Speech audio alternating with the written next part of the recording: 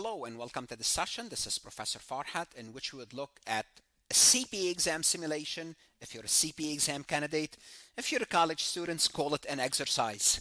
Regardless, the topic is audit evidence. Call it tomato, it doesn't matter.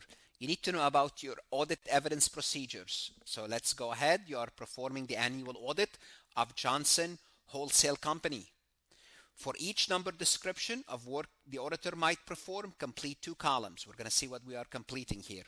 Audit procedure and audit evidence. So basically, you're going to be giving a procedure description. You need to know what type of audit procedure and audit evidence are we looking for that.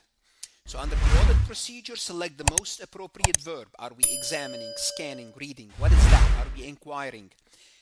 From the audit evidence, you are going to select the predominant type of audit evidence obtained under this audit procedure. Each audit procedure in the list is used at most once. Audit evidence types may be used more than once if appropriate. And here's the list of the audit procedures. Examine, scan, read, compute, recompute, foot, trace, compare, count, observe, inquire, confirm. Those are the audit procedures. Now on the CPA exam, on the actual exam itself, there will be you would click on this box and the list would appear, then you would select it. From the audit evidence perspective, is it inspection of records or document? Is it a physical inspection? Is it observation, inquiry of client, external confirmation? Is it a recalculation, reperformance, or analytical procedure? We are going to look at 10 items in total. We're going to determine the audit procedure and the audit evidence for each item. Before we proceed any further, I have a public announcement about my company, farhatlectures.com. Most students and CPA candidates struggle not because audit is too hard, but because it's taught fast and the logic behind the procedure isn't explained clearly.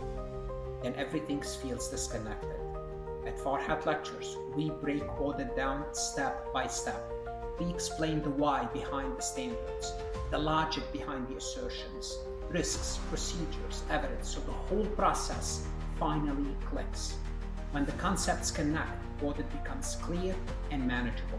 You stop memorizing and start understanding. Ready for auditing to make sense? Start your free trial at farhatlectures.com.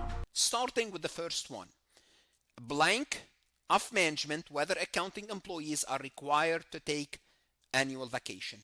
What do you think that will be? That blank. What are we doing here? What audit procedures we are doing when we are, what are we doing with management? That's the question. Let's go back and look at the procedures.